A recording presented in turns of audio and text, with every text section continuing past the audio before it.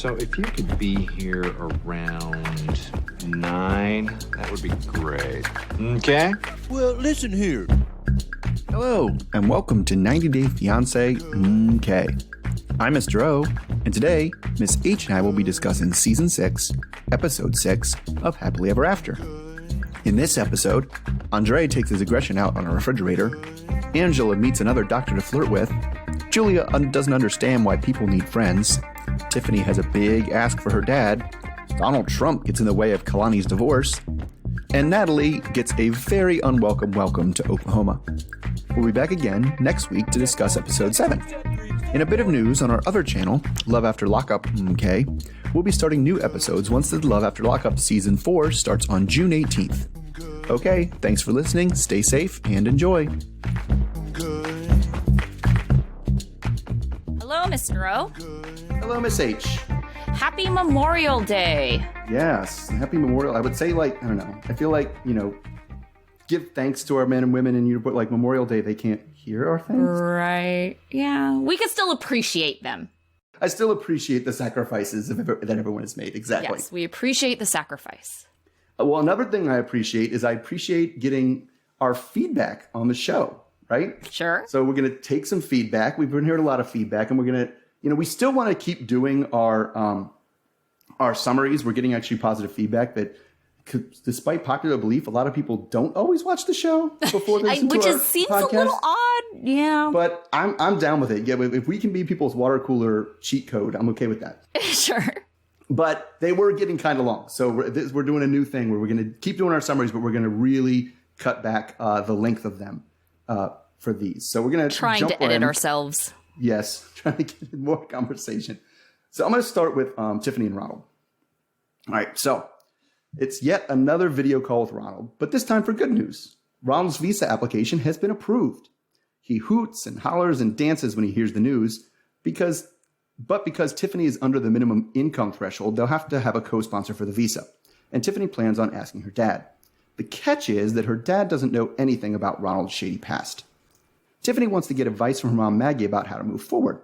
Maggie is surprised that they made it this far, and everyone assumes already that she won't be the co-sponsor. Tiffany wants advice about what and when to tell her dad about Ronald.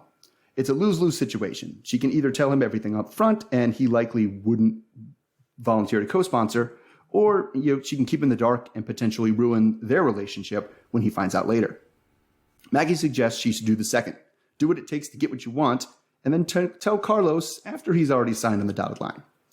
It's not the advice Tiffany was expecting. Anyway, then Tiffany gets to the meeting with her dad, Carlos, and we hear a bit about his absentee father background, but he's been pretty solid for the past few years. They make some small talk, and soon she gets to the point and asks him to co-sponsor Ronald. He says that it's no problem without really any hesitation at all. But at this point, she wants to tell him all the stuff, and the episode ends just as she's about to spill the beans. Okay, so opening question for you. Tiffany, she asked Maggie for advice about what to tell Carlos. And, given that Carlos is her ex, how much of a grain of salt should she have taken with this advice? Yeah, I get that, the reason why she asked Maggie in the first place was because she was like, oh, you have insight. But it sounds like they haven't been together for at least 20 years. And he's trying to be a different person. He's trying to be in her life. Whereas before I think he even said, oh, well, that's the mom's job to take care of the kids. Yes. And so he basically it was the mom's job to out. take care of children. He said that 100%. And so I definitely would take the advice of a grain of salt with, the person who was he walked out on me and left me with my kids. Yeah, screw that guy. You have a chance to screw him over and make him be financially responsible for a felon. Go ahead. Yeah, you should do that. Yeah. It serves him right. I also just find the whole situation to be somewhat manipulative because I really picked up on this whole, that Carlos is really agreeing to this because he feels so much guilt for not being in her life. Yes, and, totally. He even talked about, oh, I'm buying this house in New Jersey. You all should move in. It'd be really great to have you nearby. And I just feel like he's really just trying to make up for, and I wouldn't even say quality time, make up for lost time. He's just really trying to right his wrongs from the past. And if that means putting his name on something, you know, to co-sponsor and be financially responsible for someone. I think he will, just to get into her good graces. Yeah, I totally agree. I felt really, it did feel kind of icky the way she was like, well, he feels guilty, so he'll give me anything. It's like, that's not like a reason to ask. Like, it's not like, well, he owes me. And like, yeah, totally manipulative is the best way to put it away. Like, I know he'll say yes, not because it's a good idea or a good decision on his part, but because, he'll do it to keep me from going away again. Like, it's like, well, you know. And like, so do you think there's a way to kind of thread the needle? Like, what do you think the best, like, course of action is in terms of what she tells him when and stuff? Like, because she keeps saying it's like a lose-lose situation. She either gets it or doesn't get it, right? And it's like, if she tells him anything, she won't get it. And if she has to hide everything, that she gets something. Yeah, I mean, I don't know what she kind of thinks is kind of the worst case scenario. Is the worst case scenario is that he's going to have a criminal past here? I mean, you know, like bring his crime, whatever, over to the US, or that they're going to get divorced, or that, you know, he's going to be just, I don't know. I don't really know what her fear is exactly. Right. I mean, it just seems to me her biggest fear is that Carlos says, no, I'm not sponsoring this guy. And then Ronald can't come and they have to get divorced. Like, because she's definitely on that. If Ronald can't come to the US, it's divorce. Like, those are the two options. Sure. I mean, like, her worst case scenario, like, what is she scared of by having her dad co-sponsor? Oh, well, I think she's scared that in her mind, it's a 1-2 situation, right? If she tells him the bad things, he won't co-sponsor. Like, there's no chance he'll co-sponsor, right? And if he does the only way she can get him to co-sponsor is if he doesn't know the whole truth, right? And then she's worried that later he'll find out the whole truth, and then her relationship with her father is ruined because she held from him this super important piece of information before he literally put his life, not life, but like, you know, finances on the line for this guy. Yeah, but that's what I'm trying to say. Like, what's the worst case scenario here? Ronald goes to prison? Ronald starts, you know, like living off of welfare? Like, what is the worst case scenario here? Definitely it's Ronald becomes addicted to gambling again. And basically steals a bunch of property that they're financially responsible for, right? Steals refrigerators or does whatever. and any restitution and stuff is going to be on them. Because I guess also good on welfare, leave. I don't know. But like stealing things, I think is the number one. Restitution, is that really on you if you're co-sponsoring someone? I don't know. I mean, we don't know legally. I don't know anywhere near enough about it, because the other time we heard about this from the immigration lawyers made it sound like it was only like if they get money from the state, if they become a ward of the state, I think that's the official term, then you basically have to pay back the government for the money. So if they end up using health insurance and stuff like that, right, where you're like just using government assistance, right? So I feel like there's so many other things that could happen before you go on government assistance, right? They could just straight up give him money. And I think that Tiffany would make some attempt to do it herself rather than just put it on her dad. Okay, so like, let's say worst case scenario, Tiffany and Ronald get divorced. You know, Ronald doesn't have a job, or Ronald is refusing to get a job. Tiffany would probably find a place for him to live and try to pay for it before putting it on her dad. Oh my God. Could you imagine that? That's just horrible. Could you imagine having an ex that you're like, I have his deadbeat ex that I divorced because he's such a, deadbeat and doesn't do anything. And now I have to pay for his appointment. Now I have to pay for his apartment. Oh my God. Oh no, people have that, right? Like, I have 2 friends that I can think of right now that are dealing with an alimony situation where their partners didn't work the entire time that they were married. And so they are having to pay some absurd alimony where their partner is or ex-partner now is continuing not to work, and they just basically get free money. I can think of 2, so I think it does happen. I feel like alimony is different, because the whole purpose of the whole theory behind alimony is that they would not, the person who made the money, would not have been able to make the money had they, absent that person's taking care of the house or doing the things in supporting of that. I don't think the way these people read it was just like that. I'm just saying that's the reason. That's the in theory reason alimony exists. It's just such a funny thing. Like I know when I got my divorce, at least in Maryland, like we talked to the lawyer and they're like, yeah, alimony isn't really a thing anymore. Like they didn't even like mention seriously? or go off on it. Yeah. Well, it might not, but could have been due to our situation where they looked at the two income levels and you're like, yeah, they're about the same. Nobody's getting any money. Well, like, yeah, because you were both working or you both had jobs. Right. Like child support's definitely a thing, but they were nobody at any point did the word alimony come up besides to immediately dismiss it. And I don't know if it was because they looked at the financial situation or they were like, it pretty much has to be a, trophy wife situation where like she was like, that was like part of the deal was she married you to get the money. I don't know. It's a whole thing. I don't know. Yeah. But like I said, didn't come up for us. Yeah. All right. Well, speaking of co-sponsors, let's talk Kalani and Asuelu. So Kalani is visiting an immigration lawyer, Tyler, because she is tired of the cycle she's in with Asuelu and just wants to see what her options are.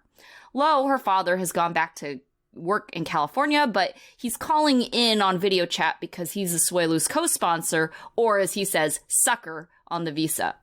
Tyler tells him that Trump's administration changed the rules, and now Low is financially responsible for a lifetime instead of just 10 years. Specifically, if he uses any government financial assistance, then Low would need to reimburse the government. Tyler does say that the lawyers are questioning the legality of the time commitment, considering that they agreed to 10 years in their paperwork. Tyler advises they should do what's best for the kids. Low concludes after this whole conversation that it would just be better if they just try to make it work. Kalani hopes that if they get divorced, that Asuelu would just move back to Samoa. All right, so if they did get divorced, do you think Asuelu would stay in America, or do you think he'd move back? I don't know. I mean, I don't think he would stay in Utah. I think he would either go back to Samoa or he would go with his mom and sister in Washington. I could see that too. Right. There's a chance he would do that. And that's the place where he would definitely, I could see him going there and just being like, well, I'll apply for welfare. Whatever. That's fine. I'll do that. I'll apply for Medicaid. Sure. Yeah, but I also feel that he doesn't necessarily really like it here. Doesn't it I don't seem think like so either. That's the whole reason why he kind of acts out the way he does, always insisting on playing volleyball with his Samoan brothers, and just always getting out of the house. He's trying to run away from the situation he has. And if he stays in the U.S., I can't imagine him taking care of the kids by himself. And he's going to have some kind of joint custody or something. Right? You would think. No, I don't. I even think. I mean, I do think the most likely scenario is he'd go back to Samoa. Yeah, I think so too. He liked it there, and he would never have to watch the children by himself because the only time he'd see the children where Kalani brought them, and she wouldn't like bring them and leave. Like she wouldn't do that. Yeah, agreed. And so that seems like he liked it there. He didn't really seem like he wanted to come, and he just accidentally knocked up this woman, and then we guess I'm in America now. But, I mean, but I could also see it's the lack of, Samoan connection. So I could see him being okay if he was with his Samoan family that also lives in America and not Kalani's family. So, I mean, I could see both of them. I would think I would shade more towards him just going back to Samoa and, doing whatever he was doing there. I think he's over the cold. I feel like I just sense that in him. He's like, I don't want the snow. As someone else who was over the cold already, yeah. Yep, get me back to that sunshine all year round. So I was really surprised in this one that they actually name drop Trump. Like usually the show is very, very careful about like being there was some changes in the immigration policy without like mentioning Trump by name, right? Maybe they feel more safe about it now that he's not in office. And then you can just say, you can like kind of just generally refer to it as like a Trump era rule change, Sure. Right. And you try to say shade by being like Trump administration. Because I'm sure Donald Trump was not like, we need to change the I-130 for him to be like, no. It was somebody else that decided that specifically needed to happen. But like, yeah, that makes sense to me. I mean, it's a very popular show. I'm sure there's a lot of people who watch this show that are Trump supporters. Like, absolutely. Yeah. It's the most popular show on cable, Right. I was going to say, I really doubt that Trump personally was like, yes, let's put their sponsors on the hook forever, considering like, his wife came over here, and Oh, yeah, that's true. Right. On whatever visa. Yeah, he sponsored his wife, sure. His multiple wives, I think. But yeah. Yeah. So I don't think he's going to try to do that. I mean, I'm sure, his wife specifically likely were here on some kind of work visa or other. She was. Yeah, she was. Yeah, but at the same time, he could actually relate to that situation and he probably would not want. But it also speaks to a lot of like other Trump era. I'm sure it was an executive order, and I'm sure it's just one of those things where like, we're just going to put this out there, and like all the lawyers look at it and be like, no, like as soon as this gets challenged, it's getting struck down, because it makes sense to me. I wrote that down as it was going. Is like, how can I sign a paper that says I'm responsible for 10 years, and then 8 years down the road they go, yeah, no, it's a lifetime. It's for now. because that's not the agreement. Be like, I never would have signed it. It was for life. Yeah. I signed it for 10 years. Like, you can't change the contract ex post facto like that. So I totally get where the lawyer was coming from. It's like, officially this is the policy, and basically saying, we're pretty sure it's going to get struck down, but it could be, years before that happens, and you don't want to be the court case that has to strike it down either, because that's a ton of work. Right. It could also mean like moving forward, and then who knows if they have to reapply for their green card. From this point, yeah, it makes sense. That would pass muster, I'm pretty sure. If you said from this point forward, the I-130 or whatever the form was, is, financially binds you for the lifetime. But like, you can't go back and do the ones that were already signed. Sure. Yeah. That was it for them. All right. So let me go to Angela and Michael, but really Angela's weight loss journey. All right. So we learned that it's JoJo's last day in LA, and she's still taking care of Angela. Angela's thankful that JoJo was around, because who else would have wiped her coochie? Oh, God. She also she also tells us that there's more on tap. She might be getting a facelift before she leaves, so that she won't have a turkey gobble below her chin. As JoJo leaves, she worries she might be nearing her breaking point and cries on camera. After JoJo leaves, Angela takes her cigarette-holding walker to a juice bar to get something to eat. She samples the sugar-free option, which had kale, chard, and bok choy, but ends up with a mango watermelon smoothie instead. Then she calls Michael to tell him about the facelift. He gets so upset about it that he hangs up on her. She calls him back and he says he's putting his foot down, but Angela has no intention of letting him have the final say. Angela goes to consult with the new surgeon, Dr. Sadat. He confirms that the turkey gobble is only going to get worse and wants to do some lipo and a face neck lift, claiming that it'll take 15 years off. She lets the doctor know that Michael's against it and asks Dr. Sadat to call Michael. They talk about some of Michael's concerns, including the $25,000 price tag, but then Angela jumps in and says, I'm getting the surgery, end of conversation, and then gets mad when Michael ends the conversation. Anyway, so question. In this segment, we had 3 opinions about Angela's facelift. It's specifically the timing. Well, maybe the timing of it. She says, let's just knock it out now while I'm in LA, in Beverly Hills, getting all these surgeries. Michael says, don't get it at all. And JoJo says, let's wait until we lose some weight first and then kind of judge back then. So which plan seems like the best one to you? I think JoJo's plan, because I do think she has a really good point. It's going to be hard to pull on skin. And I mean, this is me, like no medical degree whatsoever or experience in this field, but it seems to me like you would want to know what you're dealing with instead of taking off the skin you have available now. If it's just going to get worse and you're going to have more skin, wouldn't you want to do it later and take off more skin? Right. I mean, I was on board. You're like, because you don't know what the face shape is going to look like, where the fat's going to come off. Like, you want to know like what you're dealing with, because right now the doctor basically has to. He's like, yeah, it's going to get bad, so I'm going to take it off. I'm going to suck off all the fat that you're going to lose, hopefully. Yeah. And then I'm going to base it on that. And it's like, well, shouldn't you base it on after she loses the fat naturally? So it like fits where her body naturally carries the fat. Like that. Yeah. That makes more sense to me. Yeah. Oh, goodness. So it was funny because Angela was talking about, that she was jealous of JoJo's body and that she would be stripping if she was, she had a body like JoJo. I was like, and JoJo's? Oh, man. Like, yeah. I mean, JoJo is not definitely thinner than Angela, but she's curvy in the right ways. But I mean, at the same time, who's trying to be like, 50-year-old stripper? Right. Oh, yeah. That's a sad stripper. If I saw a stripper that looked like JoJo, I'd feel sad for her.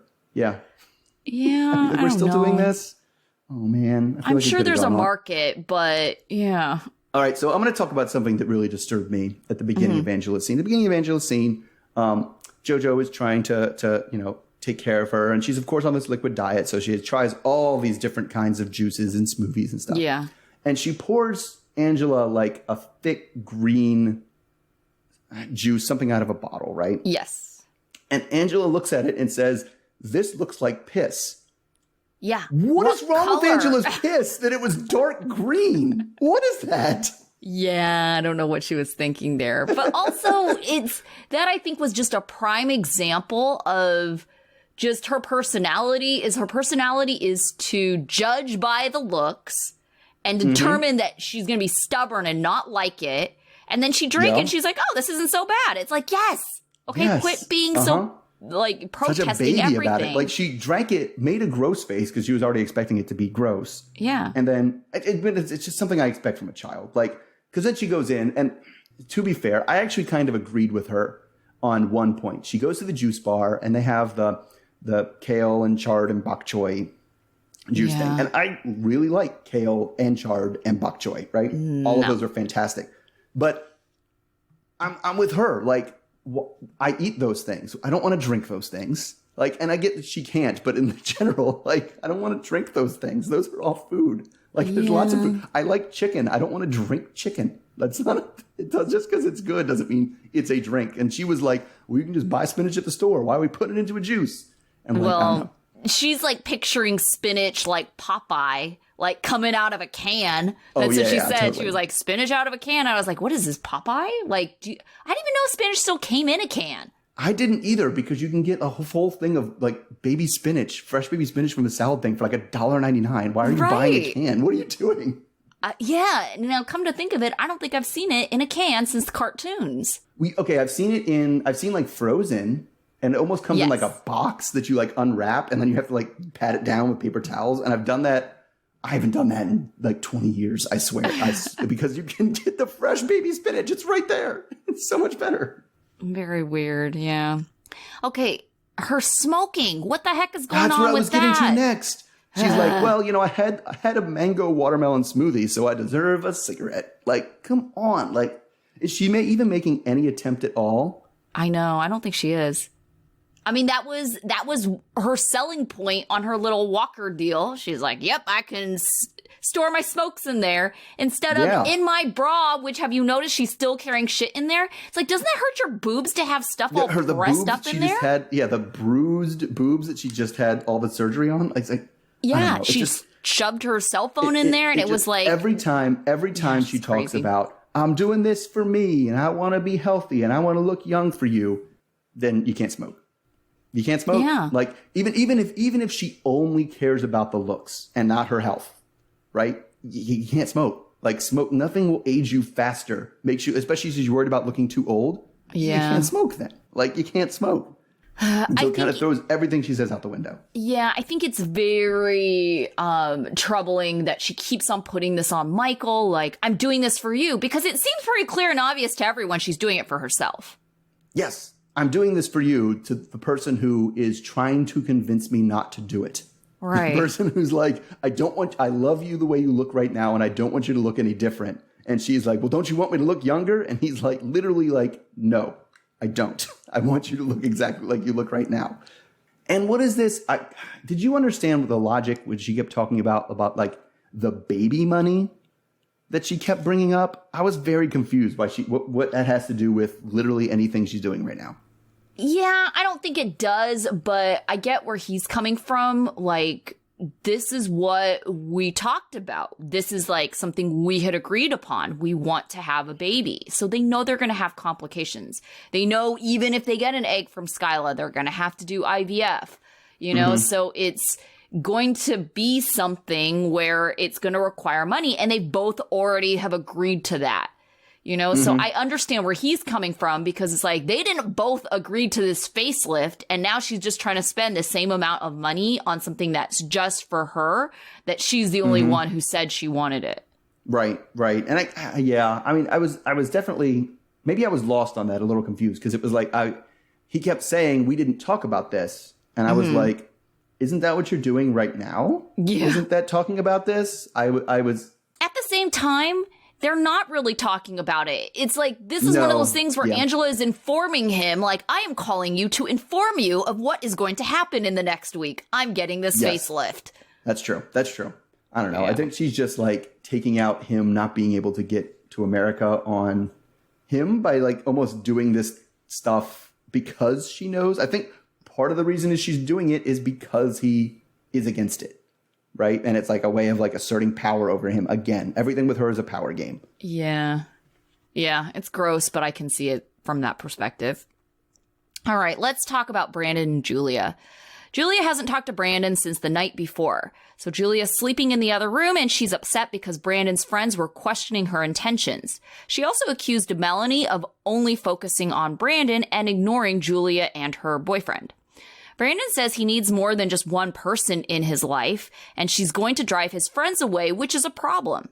Julia says that he knew about her jealousy, so he basically has to accept it.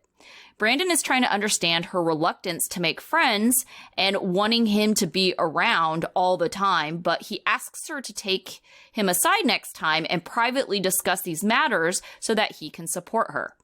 Julia says she's always been jealous of everything, and she's actually gotten a lot better. Brandon just asks her to be calm and chill. Julia feels that they just need to be by each other's side, always. All right, so Julia says, she's crazy jealous about everything, and she said not even just in relationships, it sounded like with her friends as well. Why do you think she's so crazy? I don't know. I mean, it just... I can't... Well, part of it is...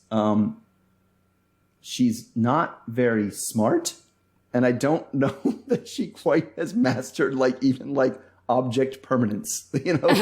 Yes, other people can talk to your boyfriend and he does not cease to be your boyfriend because someone else is talking about it. Like, it's almost like she has a hard time wrapping her mind around other people being like independent people who have their own wants and desires, and is just like, well, no, if you take what I want, you're taking it because I want it, and I can't have that. You're trying to steal it from me. It's a very, very simple way of looking at the world.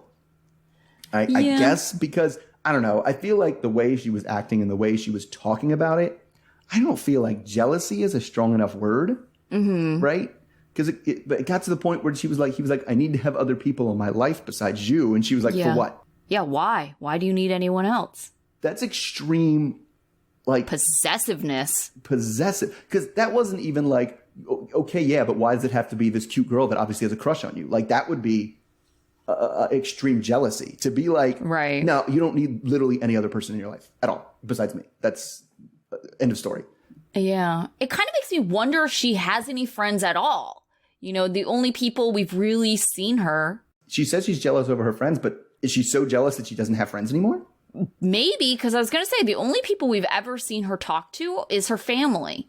But she's never had like the obligatory, call with her friend where she talks about her situation. And we've never even heard her talk about any of her friends or anything like that. And I get like the situation doesn't necessarily lend itself for, highlighting the friends that she has back in Russia. But it's like the fact that it doesn't seem like she has any friends. Usually there's one. And like, nobody wants a jealous friend. Like, come on. Like, I don't want a friend where if I go out and do something without them, like I have to like talk them down from yelling at me about like, why you not tell me for like a day. Nobody wants to deal with that in a friend. Like, you're not going to stay in touch with that person for very long. No. Yeah. And I think especially the way people kind of view friendships, it's like it should just be easier and fun or supportive. And someone like yelling at you for having other friends doesn't seem like it's any of those things. Either of those things. Yeah. Either of those things. So, yeah. It's difficult, though. To be honest, it really just sounds like she has very, I'm rereading that attachment theory book. It just seems like she has like some crazy extreme anxious attachment issues. But it's almost like an anxious attachment issues combined with extreme narcissism. Yeah. Where it's just like, no, it's me, and my feelings are the only ones that matter. And not only do I need to be reassured, but it's unreasonable for you to do anything that might make me not feel that way. Like, not just I need to be reassured. Like, to me, that's no amount of, like, I guess there's always some amount of jealousy, but like it's a manageable, healthy amount of jealousy is I need to be reassured, right, over my jealousy, versus no, there's no amount of reassurance that's acceptable enough. You just have to jump through all the hoops to make it so I never feel a certain way. And it's like, and like I always get what I want. Yes. And I should never have to feel that way. And my way is always the way we're going to deal with everything.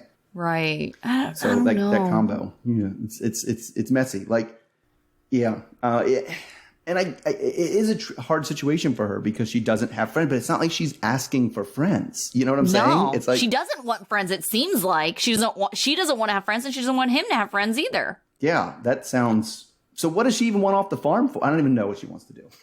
If you're nobody's she just wants to do what she wants to do. Yeah, that's true. But she wants to be able to walk in the city, I guess. I don't know. Have job opportunities. Go to a dance somewhere alone without friends. I don't know. Yeah, that'd be interesting. So one of the things from the tell-all was that it was kind of revealed that Julia and Yara had kind of bonded over social media. Right. So I don't know. It seems like she is kind of capable of having some kind of friends. But it did that. But it seemed like at the tell-all, it was God, I know. She turned on her the fastest, right? Yeah. This is not going to work. Right. Well, so clearly Julia's a terrible friend. Yes, exactly. Just immediately like dropping bombs on you. Not okay. Well, maybe that's why she like clings so much to the friends or wants them to cling to her, you know? Right. Yeah, and that's what it seems like it is to me. It's like, it seems like she wants everybody to give to her everything, and she doesn't feel like she should have to put anything out there for anybody. Yeah. Just everyone should give me. Like, I could see the narcissist part of that. Yeah, it's like, why are you so special that you think that, because it does seem very one-sided. Like, I could also see her being like, well, if I want a friend, I can have a friend. Oh, but you don't get any friends, but I can have friends. She seems like one of those types. Totally. All right. Going from one asshole to another asshole, let's go to Mike and Natalie. All right. So the plan for day one in Oklahoma is to get firewood for Trish. So as she and Mike hook up the trailer, they bitch about how entitled Natalie is because she doesn't have a job and she isn't really a housewife either. While they're stacking the firewood in the trailer without Mike around, Trish brings up again how she thinks Natalie should be an interpreter for now before chasing her Hollywood dreams. Natalie says that in Ukraine she worked for TV stations, so that's more what she was looking for instead of movie stardom. In separate interviews, Trish says that she doesn't believe Natalie married for love, but just a freeload off of Mike. And Natalie says that the next time Trish insults her, she'll stand up for herself and expects Mike to do the same. On the way home, they stop at a butcher shop to get turkey for Thanksgiving. Vegetarian Natalie is grossed out by all the raw meat and feels like this whole scenario was just an elaborate troll. She suddenly leaves to wait by the truck. Neither Mike or Trish give a shit, and they just roll their eyes. Back at the house, Mike asks Natalie how her first day was. She thinks this trip will suck if it's just Trish trying to make her uncomfortable the whole time. Natalie asks if Trish likes her, and Mike is pretty non-committal and says that Trish is being cautious. Natalie thinks that Mike is just ignoring things he doesn't like in hopes that they'll just go away. All right, so starting from there, Natalie does, she says that Mike is turning a hopeful blind eye, let's say, to Trish's disrespect. Do you buy that? Do you think that's true? Or do you think that Mike is not saying anything because he's actually on Trish's side for basically everything? Definitely that. I think he sees it, but it just give a crap. He's like, yeah. She's right. She's right. It's not a big deal that we went to the butcher shop, so I don't know what you want me to do about it. Yeah, they're just the worst when they're together. It's basically Trish is just like a Mike times 2. Yeah, and they just like reinforce each other. I really, as much as you hated Mike in a couple episodes ago, I really hated Mike in this episode. Oh, right? yeah. And there were a couple things that came up for it, and it was the first one was in the butcher shop, like he was making like spoiled teenager jokes Yeah. Well, I feel like I would pay, but I feel like my presence is the present enough. And like, what? You're a grown-ass man. Like, you either pay for the turkey or you don't say anything about it. You don't make jokes about how you might pay. What are you doing? Oh, my goodness. Buy me a tomahawk, Mom. I want a tomahawk. Like, like a child. Yeah, you're right. Yeah. Oh, goodness. And then it was those two. And then the fact that Natalie really clearly hated this place. Right? Was extremely uncomfortable in it. And he was making a joke, if she wants me to follow her, maybe you should take some meat with her. I'd follow her then. Like, shut up, dude. Oh, my gosh. I mean, okay. Natalie was such a brat in this episode. I'm not going to say she wasn't. But at the same time, like, she's having to walk around in a house with random nails sticking up out of the floor. There was a nail. Like, oh my God. That goes right with the missing globe from the fan. There was a threshold missing with exposed nails, and they're just all like, well, I don't know why you didn't step over it. You lazy ass. Put the goddamn threshold down. What is that? Yeah. That nail has probably been exposed for years. right. So many years that everybody who lives in that house is just used to stepping over it. And it wasn't even just that one. It was like every door was like that when they had like they showed the hallway. And I was just like, what is going on in this house? Yeah, I couldn't do, oh my God. And it's like, and to me, it was like, I kind of get her bratty behavior because it seemed like her bratty behavior to me was always triggered by, I'm pretty sure your mom is just trying to piss me off. Like she's literally choosing activities and like condescending to me and doing, like, we're going to go stack wood. Bet you never did that before, huh, lazy ass? Like, yeah, I'm going to be a brat. I'm going to snark back at you. Come on. Right. Like both of them were terrible. Yeah. The one thing, though, that I find kind of ridiculous is that so their trip is going the way it is, right? And Natalie's throwing attitude. Trish is trolling her the entire time. And at the end of the day, Natalie's like, do you think your mom likes me? It's like, whoa. Is that a real question? I don't think it was. I think it was her trying to fish out like the answer to the question. Have you been noticing that your mom has been like ridiculously disrespectful to me? Because you haven't said anything about it. And like, so I kind of feel like she's like trying to find a nicer way to get there to kind of tease out of Mike. Like, have you been noticing the way your mom has been treating me? Because it's not okay. Yeah. Oh, goodness. But yeah, geez. And then like, okay, can we talk about Trish's hat miser thing? What in the world was that? Okay, I know because you texted me and said like, oh, and Trish's stupid hat. And I just kind of laughed to myself because I have friends with that. Okay, here's the thing. Here's the thing about that hat. If you are actively in a sunny garden, I'm okay with it. And first of all, okay, part of the issue was not just the wide ass weird brim thing, which I get. You need to shade your face. There's people, I've seen people with that. Okay, I can deal with that. Why didn't it have a top? Why was it a visor with her bangs sticking out of the top straight up? I'm telling you, I have friends who have that hat. When I was in Cancun a couple months ago, my friend wore that hat every day to the pool. And why was she wearing it in the truck after sundown? Okay, now that part didn't make any sense to me. I was like, there's a time and place for this hat, and I feel like this is not the time for the place. You have to sit forward in the truck seat because the hat butts you. That was the bigger. I definitely have seen like, listen, it's a sun hat, but I don't know. There are definitely way more attractive looking sun hats than that one. Like I've seen sun hats, but you wear the sun hat in the sun. Yeah. Not in your car. And your hair popping up the top. Bothered me so much. So speaking of weird things in their segment, the other weird thing is Natalie's like choice of when she's going to wear a mask. Like she literally will walk out the door, put on a mask while she's outside to walk to the car, and then she got in the car and took off her mask. It's like, you guys are at the house. Like, what do you think is going to happen from the front door to the car? Oh, she put on her mask. This is in the house. I was thinking of the butcher shop. Like, the butcher shop, not even the butcher shop. Yeah.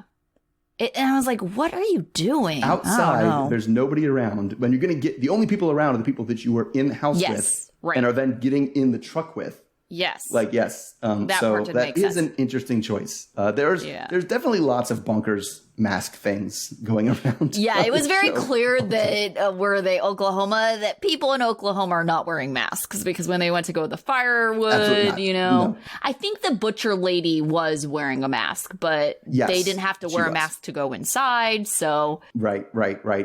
So, can you name any other Hollywood stars besides Johnny Depp? yes, I thought that was really funny. She's like Johnny Depp and it's like, all right. Other stars. You couldn't even come up with a second name. Now, part of that is I get, you know, I think it's a lot of times, and this is a little bit of a different situation because she's been on camera for a while. Mm-hmm. But a lot of times, you know, you watch those, Jay Leno used to do those, you know, things where he'd walk up to people and ask them questions. And they were like, haha, isn't this person stupid? They don't know the answer to this simple question.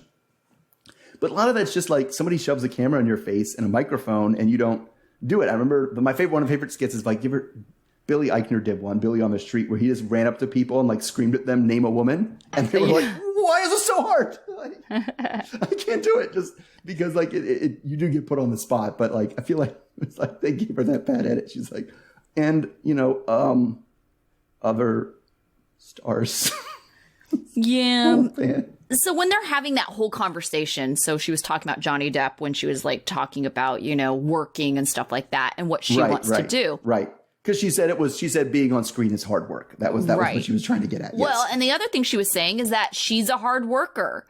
And I get really frustrated when, you know, people characterize themselves, and we see it with our students all the time, like characterize themselves as being a hard worker because they have the ability to work hard, but they choose not to for most of the parts of their life, right? Yes. So Natalie's trying to say, like, I'm a hard worker. You know, it's like, yeah, but you're not choosing to even work at all right now. So can you characterize yourself as that?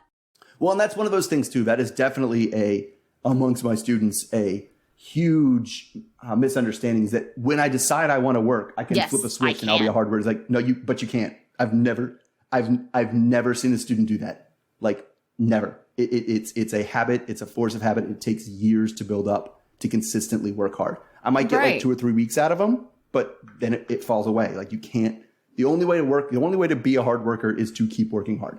Yes. And I think that is kind of the challenge of it is I think I would characterize someone who is a hard worker as the person who works when they are the least motivated.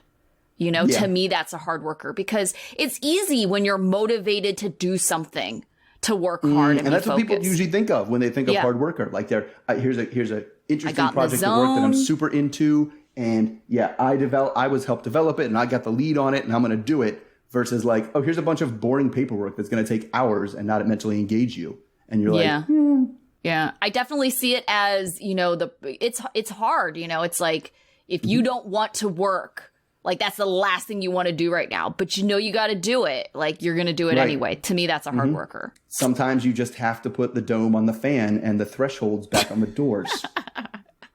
To save your visitors from injuring themselves. Jeez. Right. Exactly. Well, speaking of demolition, let's talk Andrei and Libby. God. Worst demo ever, right? So we start off with Libby and her sister Jen are hanging out doing yoga, discussing the challenges of parenting and Andrei's green card. Libby is dramatic and says that if Andrei's green card gets denied, he will be deported, which wouldn't surprise Jen since she's always had her suspicions. Libby then says she's trying to convince Andrei to get a nanny, but he is dismissive and mistrustful and uses his culture as the primary reason. Jen offers up her nanny and they both plot to have the nanny over for a few hours and just kind of keep it from Andrei, which doesn't sit well with Libby, who discusses everything with him, but Jen just kind of eggs her on and hands her phone to call the nanny. Meanwhile, back at the family business, Andrei is going to the house to demolish the kitchen because in his mind, everyone agreed that the whole house needed to be renovated. Andrei is still stuck thinking of Chuck as an investor, and Libby thinks that Charlie is just jealous because Andrei is willing to get his hands dirty, which will win favor with Chuck. Andrei starts the demo by hammering the doors off a refrigerator before then actually moving the refrigerator out of the house. He gets to taking off a couple of cabinet doors, kind of gingerly, when Charlie comes barging in because of a neighbor tip-off. Charlie says that Andrei needs to communicate, and he doesn't know what he's doing, like trying to take out the stove without turning off the gas. Andrei says he's way overqualified for this and then storms out of the house, but he knows that he still has to stick around because he needs to be employed for the green card. All right, so this demo seemed super staged. What was your take on it? Yeah, because I don't really think Andrei is overqualified as he says he is, but I do think he's qualified enough that he's familiar with what a screwdriver is. Yeah. And he is fully capable of taking apart cabinets by unscrewing the hinges instead of just hammering the door like a crazy person. It was so ridiculous. I could not figure out, why is he like destroying this refrigerator? What's going on over here? I do understand when you throw away a refrigerator, you're supposed to take the doors off of it. Okay. Like that is a thing because they don't want animals or children to get stuck inside the refrigerator. Yes, okay, sure. So you are, but as before, there are screws on the top and the bottom of the refrigerator that you can use to remove the doors without like just wailing on them with a sledgehammer. Oh my gosh. And it's like, and it's also too, you have to make sure it's like defrosted first because you don't want like all that stuff. It's like, there's more to it than just, as Charlie hints at, you don't just whack everything with a hammer and you go in there and think. But like, I don't understand. I hate to admit it. I'm pretty sure Charlie's right. No, I was just going to say, I was kind of team Charlie on this episode because he brought up some really good points. Like, one, okay, I get it. You think that you're supposed to, that we said this whole house needed to be renovated, but you didn't run it by the other people that you were going to go in there and basically demo this kitchen. Yes. And he's got a good point. Do you know what you're doing? Because I don't know how legit that part was, but he did say, like, you have to turn off the gas before you do anything. And Andrei's like, it's turned off. And Charlie's like, no, it isn't. Because so it's like, Charlie's probably in charge of calling the gas company and having the gas turned off to the house. Yeah. Because you'd be safe because you don't know what you're doing when you're pulling on the lines. You have to turn the gas off to the whole house, not just like putting the thing underneath the oven. And so, yeah, I think he's right. I mean, it is random because you're like, yes, I think he's like, I'm taking initiative. They're like, oh man, all this has got to come off. It doesn't mean randomly show up one night and start banging on ripping the hinges of the doors off. It's like, demo day is always tough. And the other thing too is I do get the impression that Charlie, at least for this property, is an actual investor. Yes, I got that impression too. And Andrei keeps saying, it was my understanding that I would come in on the level of an investor. And it's like, you know how you get to come in on the level of an investor is put some money in by being an investor, not by just coming in. The crazy, like, and I don't know how, again, we don't know how real this is. It all seems pretty staged. Yeah. To like just go into your job. It's like me walking into it and be like, you know what? I decided I'm a vice principal. Now I'm an assistant principal. Everyone's going to treat me like one. I'm going to do what I want. I'm going to take that office down there. I just decided I'm an assistant principal. That's the deal I have with the principal. And if anybody tells me not, then they're wrong, and I'm just going to be an assistant principal now. Like that's more or less what he's doing in this situation. It just doesn't make any sense. Yeah, it's so crazy to me. It's like, what delusional world are we living in right now, where he's just like, oh yes, Chuck is just an investor. Like, what are you doing? What are you talking about? Right. And it's like, and it's funny too. I'm pretty sure you said in the last episode that wasn't the case. Right. And it's like, and the other thing too is like, she talks about who Charlie doesn't do any work himself. He just calls people in. It's like, yes, he calls the expert contractors that know how to lay wood floor and know how to change out cabinets because he can't do all that himself. That's how you do a quality flip. You don't just do everything yourself with a hammer. Oh, goodness. All right, can we talk about the yoga thing at the beginning? Yes. I don't do yoga, but I'm pretty sure whatever the hell it was they were doing was not really yoga so much as it was sitting in weird ways on a yoga mat. Yeah, but I mean, they said that they only started getting into it during pandemic times. So I'm sure they haven't ever been to a real class. Yeah, exactly. It's just like randomly picking poses and like attempting them because it's like, which to me is fine, but don't say you're a yogi then. That seems like a little, I don't know. Yeah, it's like, oh, we've been messing around with some yoga poses that we found online. Yeah, not like we become very serious yogis over the past. Yeah. And he's like, you've never even been to a yoga class. What are you talking about? Yeah. Yeah, but other than that, kind of same old after we've had like the green card interview with the immigration lawyer last week. We're back to the same old with that family.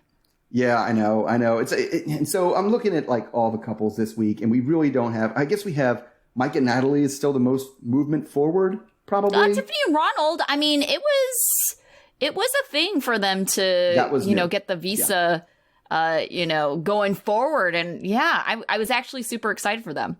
That's something else I've written down between them and between Andrei. I'm really confused about the terminology our immigration process seems to use because it's like approved. Doesn't mean approved. It means you move to the next step. Yes. Right? I took that to mean that too. Yeah. And like last time they were like, I need my permanent green card. It'll last 10 years. And I was like, well, that doesn't sound very permanent to me. Right. Why did they use the word permanent? Yeah. I took it to mean because Tiffany said the application was approved. Right. And so it's like approved. It's more like approved to move to the next stage, not like approved, like final approval. Right. Right. I think it's funny that she was like, oh, when I got the email, I thought it was a scam. I mean, you would do, especially when it says like nothing. And I bet it does look like, I always halfway think our MVA emails, and MVA is what we have instead of a DMV in Maryland. Those always look like they always look like spam. They do. First. They look suspicious. Because it's like, I think like how the subject line is, it's usually automated. And then it's usually like the username part before the at whatever is usually some random string of letters and numbers or something. Yeah. Well, or it'll be like my username for MVA, which is like my first name, middle initial, last name. But that's what it looks like. That's like the same as my like Google account. Yeah. Right. And so it looks like that. It's like anytime I see something that has like my Google username and then it says you have an opportunity for, I was like, that's junk. Right. That's spam. I'm not even opening that. Yeah. That's pretty funny. Oh, and she is in Maryland. So who knows? Yeah. Maybe it's a Maryland thing. Could be. All right. So how about your student of the week? Oh, my student of the week was Brandon. Okay. He was dealing with crazy. Yes. And he did it. He wasn't super condescending. He didn't start yelling. He didn't stoop to her level. And he kind of got her to admit she was wrong, kind of. Yeah. Right? And so just decently dealing with crazy. I'll give it to I support that because usually he just tries to dad joke his way through conflict, and he didn't this time. He actually gave her something to be like, next time this happens, take me aside. We can privately discuss it, and if that means we need to leave, I can give an excuse and we'll get out of there. And it's kind of like, okay, he wasn't being dismissive. He was trying to give her like, actionable things that could be happen to resolve something. I will address your needs. Yes. Yeah. And here's how we can manage that in a productive way. Right. Right. And we have not seen that from Brandon so far. So yes, I support that. But my student of the week actually this week is Tiffany. We're kind of in the process, but it looks as though she is going to be honest about the situation with Ronald and not listening to her mother Maggie's maybe ill-advised advice there by lying to get your way. Right. Yeah. That was not good. That was not good. Right. Okay. How about your duds? So, I think you can tell by how I acted in talking about it, but Mike. Yeah. Just Mike. And first of all, he had, and we didn't talk about this at the beginning. At the beginning, he had this conversation where he just bitched about his wife. And it's like, your mom doesn't like her. Right. And your mom's trying to look out for her. And she's like, I think she, might be a little lazy. Like, yeah, she sure as hell is. That's a fucking pain in the ass.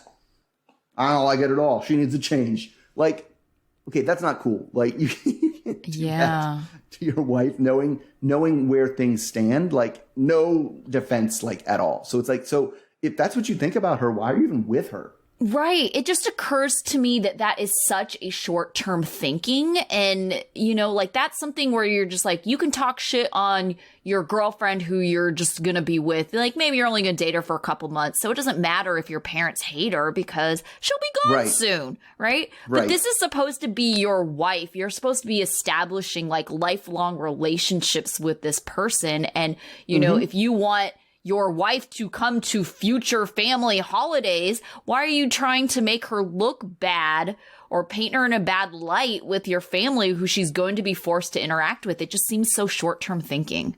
Yeah, it is. It is, totally. Yeah. All right, who's your dunce? My dunce was Andrei. Just his whole thing, like, doesn't want to get a nanny, is like taking it upon himself to destroy things. That seems very weird. Demo day is fun. You get to take out aggression. Yeah, right. All right. What about your life lesson? So my life lesson is, I would say about 90 to 95% of the time, at least, if someone asks you or needs you to co-sponsor anything, the right answer is probably no. I know, right? There's a reason they need a co-sponsor, and it's because someone at some level is like, yeah, they can't do this. They can't handle this. Like even if it's an apartment, right? If somebody's like, they can't get the apartment, that's because somebody at some level was like, they can't do this. And if you don't have a compelling, really, you know, provable reason why that entity is wrong, then it's a lot of risk to take for somebody else's benefit. Yeah. I mean, I remember when I had just graduated college. I'm older than my sister by a year. And so I had been out of school a year before she was. So by the time she graduated, I'd been in the working world for a year. She wanted me to co-sign her grad school loan. And, you know, like as a young person, like what? I was like 22. You know, I was like, oh, okay, you need me to? It's like, I don't think you should be getting like some other 22-year-old person who's like also not in a financial place to be co-signing anything. Right. Yeah. Seems like a bad choice. I mean, I guess two broke 22-year-olds should be like one. I forgot what happened. I want to say that I just didn't even qualify. They Probably. were like, nope. Yeah. That would make the most sense.